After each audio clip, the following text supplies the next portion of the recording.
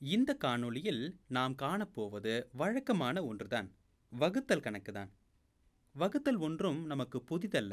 சொல்லப்போனால் வகுத்தல் நாம் அன்றாட வாழ்க்கையுடன் தொடர்புடையது என்றே கூற வேண்டும். இப்பொழுது அதற்கொரு எடுத்துக்காட்டை காண்போம். அம்மா உங்களுக்கு கொடுத்த பணத்தில் ஒரு பகுதியை உங்கள் தம்பிக்கு கொடுத்திருப்பதாய் வைத்துக்கொள்வோம். உணவருந்தும் பொழுது உன் டப்பாவில் 4 சப்பாத்தி இருக்குமானால் அதில் 2ஐ நண்பனுக்கு பகிர்ந்து தருகிறோம். பிரித்தல், பகிர்தல், வகுத்தல் இவை அனைத்தும் ஒரே பொருளை குறிக்கும் பல வார்த்தைகள். இங்கே சில எடுத்துக்காட்டுகளை பார்ப்போம். என்னிடம் 4 நாணயங்கள் உள்ளன. இங்கே நாம் 4 நாணயங்களை வரைந்து கொள்வோம். நாணயங்களில் ஜார்ஜ் வாஷிங்டனின் உருவம் பொறிக்கப்பட்டுள்ளது. இங்கே 2 பேர் இருப்பதாக வைத்துக்கொள்வோம். இந்த நாணயங்களை நாங்கள் இருவரும் பிரித்துக் கொள்கிறோம். என்னை மட்டும் நான் அழகாக வரைந்து கொள்கிறேன். அவ்வளவு அழகாக இல்லைதான், இருந்தாலும் சுமாரான அழகு என்று வைத்துக்கொள்வோமே. எனக்கு தலைமுடி நிறைய இருக்கிறது. அந்த பக்கம் நீயும் அழகுதான், ஆனால் தலை மட்டும் வழுக்கை. தவறாக நினைக்க வேண்டாம், வேறுபாடு தெரிய வேண்டும் இல்லையா? அதற்காகத்தான் இப்படி வரைந்துள்ளேன். சரி, கவலை வேண்டாம், பக்க குறுமீசை போட்டுக்கொள்ளலாம். சரி, போனால் போகிறது, கொஞ்சம் தாடியும் வைத்து விடலாம். அது நீ, இது நான். இப்பொழுது இந்த 4 நாணயங்களையும் நாம் இருவரும் பிரித்து கொள்ளப் போகிறோம். இங்கு இருப்பது 4 நாணயங்கள். இவற்றை நாம் இருவரும் பிரித்துக் கொள்கிறோம். இங்கிருப்பது நாம் இருவர் மட்டுமே என்பதால் 4 நாணயங்களை 2ஆக பிரித்துக் கொள்வோம். நாணயங்களை சரி பாதியாக 2 பிரித்து பங்கிட்டு கொண்டோம். நன்றாக கவனித்துக் கொள்ளுங்கள், ஆளுக்கு 2 நாணயங்கள் கிடைத்துவிட்டன. நாம் எடுத்துக்கொண்டது 4 நாணயங்கள், பிரித்தது 2 சம பங்குகள். இதைத்தான் கணித வார்த்தையில் வகுத்தல் என்கிறோம். இப்பொழுது நாம் செய்தது என்ன? நம்மிடம் இருந்த 4 நாணயங்களையும் 2 பிரிவுகளாக மாற்றினோம். 4ஐ 2ஆக பிரிக்கும் பொழுது 2 பிரிவு ஆகிறது. முதல் பிரிவு இது, இங்கிருப்பது 2வது பிரிவு. ஒவ்வொரு பிரிவிலும் எத்தனை உள்ளன? அல்லது ஒவ்வொரு பிரிவிலும் எத்தனை நாணயங்கள் உள்ளன? ஒவ்வொன்றிலும் 2 நாணயங்கள். ஒரு பிரிவில் 2, இன்னொரு பிரிவில் 2. இதை கணித வடிவில் எழுதிக் கொள்ளலாமா? இது போன்ற வகுத்தல் கணக்குகள் நாம் அன்றாட வாழ்வில் நிகழக்கூடியதுதான். வரைபடத்தை முழுமையாக பார்ப்போம். கணித முறைப்படி எப்படி எழுதுவது? இதுதான் நாம் வகுக்க வேண்டிய 4. இந்த 4ஆனது 2 பிரிவாக வகுக்கப்படுகிறது. இது ஒரு பிரிவு, இது இன்னொரு பிரிவு. 4ஐ 2ஆக பிரிக்கும் பொழுது ஒவ்வொரு பிரிவிலும் 2 நாணயங்கள் உள்ளன. 2 சம பாகங்களாக உள்ளன. ஆக 2 பிரிவுகளாக 4/2 சமம் 2. இது போன்ற எடுத்துக்காட்டுகளை நாம் வாழ்வில் நிச்சயம் பயன்படுத்தி இருப்போம். இதுபோல நாம் தெரிந்து கொள்ள வேண்டிய இன்னொரு கணித முறையும் இருக்கிறது. வகுத்தல் என்பதற்கு எதிர்மறையாக இருப்பது பெருக்கல். 2 நாணயங்களை கொண்ட குழுக்கள் 2 உள்ளன. இந்த 2 குழுக்களை, அதாவது 2ஐ 2ஆல் பெருக்கினால் கிடைப்பது 4 நாணயங்கள். எப்படி பார்த்தாலும் இரண்டுமே ஒன்றுதான். 2 முறையிலும் கணக்கை பார்த்துவிட்டால் நினைவில் வைத்துக்கொள்ள வசதியாக இருக்கும். இங்கே மேலும் சில எடுத்துக்காட்டுகளை பார்க்கலாம். அடுத்து நாம் பார்க்க போகிற கணக்கு எண் 6னை வகுக்கும் ஒரு கணக்கு. தெளிவாக தெரியும்படி நிறம் கொடுத்து கொள்ளலாம். 6ஐ 3ஆல் வகுக்கும் பொழுது கிடைக்கும் விடை என்ன? எண் 6 என்றதுமே உங்கள் மனதில் விடை தோன்றி இருக்கலாம். இருந்தாலும் தெளிவாக புரிந்து கொள்ள 6 பொருட்களை வரைந்து கொள்ளலாம். பொருட்கள் என்ன என்பது இங்கு முக்கியமல்ல. சரி, குடமிளகாய்கள் என்று வைத்துக் கொள்வோமே.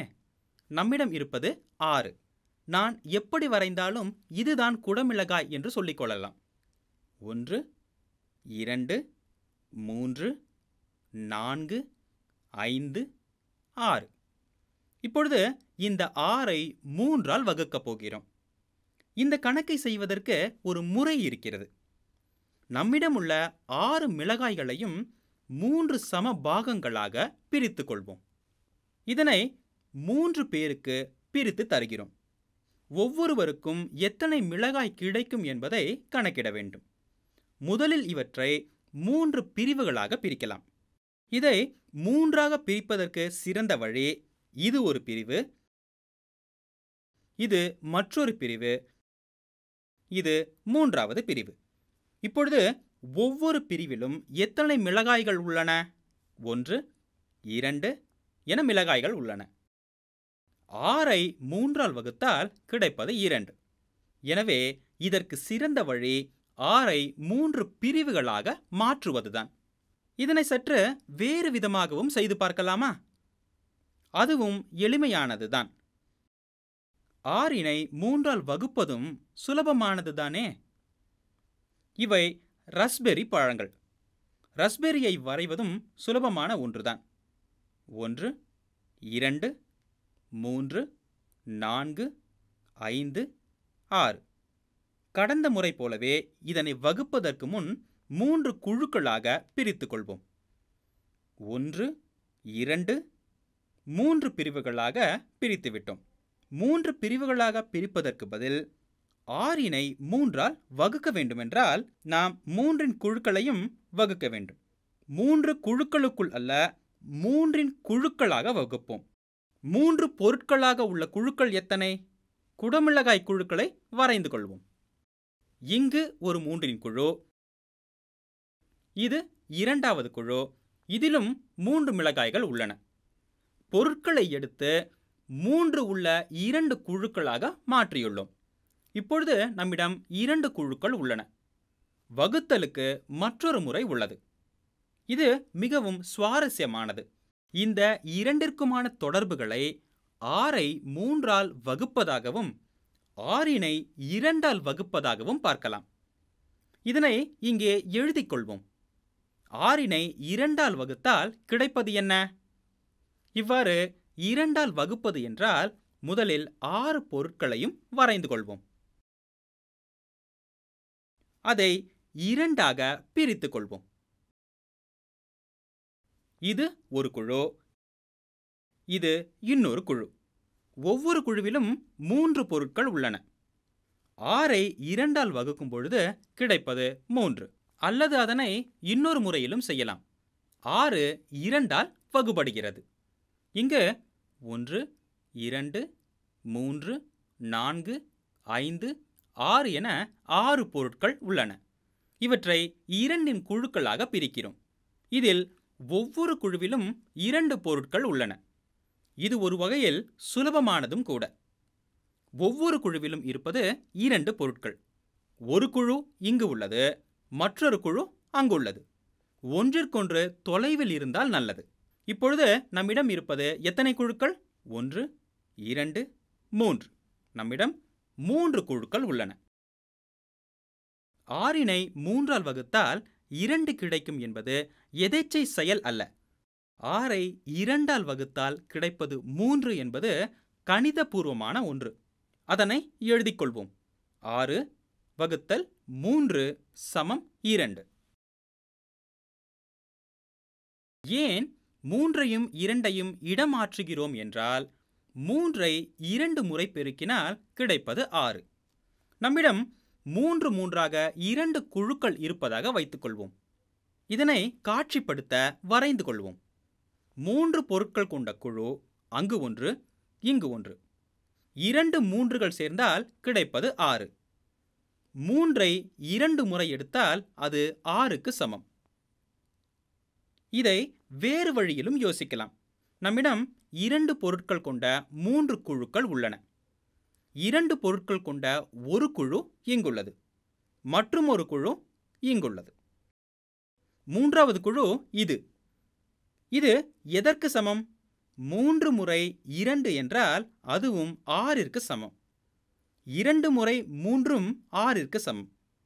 3 பெருக்கல் 2 சமம் 6. இதை பெருக்கலின் காணொளியில் நாம் பார்த்தோம். வரிசை இங்கு முக்கியமில்லை. எனவேதான் ஒரு எண்ணை வகுக்கும் பொழுது வேறு வேறு முறைகளை பின்பற்றுகிறோம்.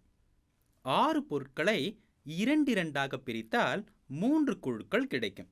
அதே 6 பொருட்கள் அதை 3 பிரித்தால் 2 குழுக்கள் கிடைக்கும். சற்று தெளிவாக மனதில் பதிய வைத்துக் கொள்ளுங்கள். நாம் அடுத்த கணித முறையை பற்றி பார்க்கலாம். வகுத்தலை எந்த முறையில் செய்யலாம் என்பது இப்பொழுது புரிந்துவிட்டது இல்லையா? அடுத்ததாக இங்கே 9ஐ 4ஆல் வகுக்கப் போகிறோம். இந்த கணக்கை போட எளிதாக 9 பொருட்களை வரைந்து கொள்வோம். 1, 2, 3, 4, 5, 6, 7, 8, 9. 9ஐ 4ஆல் வகுக்கும் பொழுது ஒரு குழுவிற்கு 4 இருக்குமாறு பிரித்துக் கொள்ளலாம். ஒவ்வொரு குழுவிலும் 4 இருக்குமாறு பிரிப்பது எப்படி? அதை இப்படி செய்து பார்க்கலாமா? நம்மிடம் இங்கே 4 பொருட்கள் உள்ள ஒரு பிரிவு உள்ளது. 4ஐ எப்படி வேண்டுமானாலும் எடுத்துக்கொள்ளலாம். இதுவும் 4 பொருட்கள் கொண்ட இன்னொரு குழு. ஆனால் இதில் 1 மீதமாக இருக்கிறது. இதை எந்த குழுவிலும் சேர்க்க முடியாது. எனவே இதை மீதி என்றுதான் வைத்துக் கொள்ள வேண்டும். 9ஐ 4ஆல் வகுக்கும் பொழுது இப்படித்தான் பிரிக்க முடியும். இதன் மூலம் கிடைக்கும் விடை நம்மிடம் ஒரு புதிய எண்ணத்தை உருவாக்குகிறது. 9ஐ 4ஆல் வகுக்கும் பொழுது வருவது 2 குழுக்கள். இது ஒரு குழு, இது மற்றொரு குழு. மிச்சம் இருப்பது 1. இதை என்ன செய்வது? மிச்சமாக இருப்பதை என்ன செய்ய முடியும்? அப்படியே இருக்க விட வேண்டியதுதான். 9ஐ 4ஆல் வகுக்கும் பொழுது கிடைக்கும் விடை 2. மீதம் இருப்பது 1. அடுத்ததாக 12ஐ 4ஆல் வகுப்போம். 1, 2, 3, 4, 5, 6, 7, 8, 9, 10, 11, 12.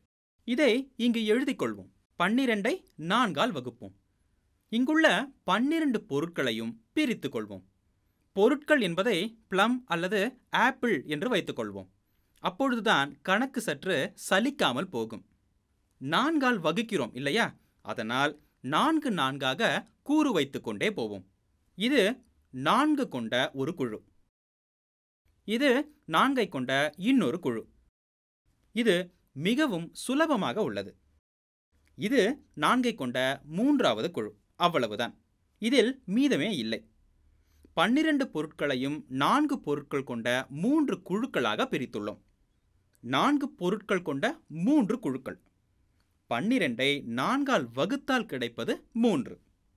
நாம் கடந்த காணொளியில் செய்த முறைப்படியை செய்தால் நம்மால் விடை காண முடியும். 12இன் கீழ் 3 என்பதற்கு விடை என்ன? 12இன் கீழ் 3 என்பது நாம் கற்றுக்கொண்டதின் அடிப்படையில் 3 முறை 4 12. இதை நமக்கு நாமே செய்து பார்ப்போம். 1, 2, 3, 4, 5, 6, 7, 8, 9, 10, 11, 12. இதை 3 கொண்ட பிரிவுகளாக மாற்றுவோம். இது சற்றே மாறுபட்டு இருக்கிறது. ஒரு குழுவில் 3 பொருட்கள் உள்ளன. 12இன் கீழ் 3. 3 பொருட்கள் உள்ள ஒரு குழு. இதுவும் 3 பொருட்கள் உள்ள ஒரு குழு. மற்ற இரண்டும் அவ்வாறே. இந்த கணக்கை செய்வதற்கான சுலபமான வழி இதுதான். இப்படி செய்வதை விட மாற்று வழி ஒன்று இருக்கிறது. அது வேண்டாமே. முதலில் 3 பொருட்கள் அடங்கிய குழுக்களாக பிரிக்க வேண்டும். நம்மிடம் இப்போது இருப்பது எத்தனை குழுக்கள்? இது 1வது குழு, 2வது குழு, 3வது குழு. இது 4வது குழு. இப்பொழுது சரியாக 4 குழுக்கள் உள்ளன. வகுத்தலில் மிகவும் சுலபமான வழி, தெளிவான வழி, நாம் இவற்றை 3 3ஆக பிரிக்க வேண்டும். 1, 2, 3, 4 என 4 குழுக்கள். இதே வழியில் 12 பொருட்களை 3 3ஆக பிரிப்போம். இன்னொரு முறையில் செய்வதானால் அதில் ஒரு தொகை மீதியாகும். அதையும் இங்கே பார்த்து விடலாம். 14ஐ 5ஆல் வகுக்கும் பொழுது கிடைக்கும் விடை என்ன? 14 பொருட்களை இங்கே வரைந்து கொள்வோம். 1, 2, 3, 4, 5, 6, 7, 8, 9, 10, 11, 12, 13, 14 14 பொருட்கள். இதனை 5 பொருட்கள் அடங்கிய குழுக்களாக பிரித்துக் கொள்ளலாம். இது ஒரு குழு. இது இன்னொரு இரண்டாவது குழு. இப்பொழுது இதில் 4 மீதி உள்ளது. இந்த 4ஐ கொண்டு 5 பொருட்கள் அடங்கிய இன்னொரு குழுவை உருவாக்க முடியாது. 14 கீழ் 5 என்பதற்கான விடை 5 பொருட்கள் அடங்கிய 2 குழுக்களும் மீதம் 4 என்பதும் தான் விடை. நம்மிடம் மீதமாக இருப்பது 4. நமக்கு தேவையான பயிற்சிகள் கிடைத்து விட்டதால் இது மாதிரி படங்கள் வரைந்து வகுக்க வேண்டிய அவசியமில்லை. அதற்காக இப்படி படம் வரைந்து கணக்கிடுவது தவறும் அல்ல. இப்படியான கணக்குகளை வேறு விதமாகவும் செய்யலாம். இதை எப்படி எழுதுவது? இப்படி எழுதுவதால் தவறொன்றும் இல்லை. 14ஐ 4ஆல் வகுப்பதை 14 கீழ் 5 என்ற முறையில் எழுதினாலும் தவறல்ல. இனி அடுத்த கணக்கு என்னவென்று பார்ப்போம். 14இல் எத்தனை 5கள் உள்ளன? இதை பார்க்கலாமா? 5ஆம் வாய்ப்பாட்டை மனதில் நினைவுபடுத்திக் கொள்ளுங்கள். 5 முறை 1 என்றால் 5. 5 முறை 2 சமம் 10. ஆனால் 14ஐ விட 10 குறைவு. எனவே தொடர்ந்து பார்ப்போம். 5 முறை பெருக்கல் 3 என்பது 15 ஆகிவிடும். 15 என்பது 14ஐ விட அதிகம். அதனால் பின்னோக்கி சென்று விடுவோம். 14இல் 2 5கள் மட்டுமே உள்ளன. 5 2 முறை வகுப்படும். 2 முறை 5 என்பது 10 என வருகிறது. பிறகு 14இல் 10ஐ கழிக்க வேண்டும். 14இலிருந்து 10ஐ கழித்தால் 4. அதே மீதிதான் இங்கும். 14இல் 2 5கள் உள்ளன. 5களை கொண்ட இரு குழுக்கள் உள்ளன. அவை 10ற்கு சமம். இன்னும் 4 உள்ளது. மேலும் சிலவற்றை செய்வோம். வகுத்தல் பற்றி இங்குள்ளவற்றை நாம் நன்றாக தெளிவுபடுத்திக் கொள்ள வேண்டும். இந்த குறிமுறையை பயன்படுத்தி எழுதிக் கொள்வோம். இங்கு 8 2ஆல் வகுபடுகிறது. 8ஐ இவ்வாறு எழுதுகிறேன். இதன் விடை என்னவாக இருக்கும்? அதுதான் கேள்வி. 8 2ஆல் வகுபடுகிறது என்றும் இதை எழுதலாம். இரண்டாவதில் அரைவட்டம் போட்டுள்ளேன். அதை போடாமலும் செய்யலாம். 2 முறை 1 என்பது 2ற்கு சமம். இப்படி 8 வரை போகலாம். இதைவிட பெரிய எண்ணை கூட எடுத்துக்கொள்ளலாம். 2 முறை 2 என்பது 4ற்கு சமம். இது 8ற்கு குறைவாக உள்ளது. 2 முறை 3 என்பதன் விடை 6. இதுவும் 8ற்கு குறைவாகவே உள்ளது. 2 முறை 4 இப்பொழுது சரியாக 8. 4 முறை 2 8 ஆகிறது. 8இல் 4 முறை 2 உள்ளது. 8ஐ 2ஆல் வகுத்தால் வரும் விடை 4ற்கு சமம். வட்டத்தை கூட போட்டுக்கொள்ளலாம். 1 2 3 4 5 6 7 8 ஏற்ற இறக்கமாக உள்ளது. இதை 2 2ஆக பிரிப்போம். 1 2 3 4 2 பொருட்கள் கொண்ட 4 குழு இங்குள்ளது. நம்மிடம் உள்ள 8 பொருட்களை 2 2ஆக பிரித்தால் கிடைப்பது 4 குழுக்கள். எனவே 8ஐ 2ஆல் வகுத்தால் கிடைப்பது 4. இப்படியாக வகுத்தலையும் பெருக்கலையும் புரிந்து கொள்ளலாம். இது சற்று பெரிய காணொளியாக இருந்தாலும் வகுத்தல் கணக்குகளை எவ்வாறெல்லாம் பயன்படுத்தலாம் என்பதற்கு பலவிதமான எடுத்துக்காட்டுகளுடன் கற்றுத் தெரிந்து கொண்டோம். இதேபோன்று பலவிதமான முறைகளில் வகுத்தல் கணக்குகளை நீங்களே செய்து பாருங்கள். நாம் அடுத்த காணொளியில் சந்திப்போம்.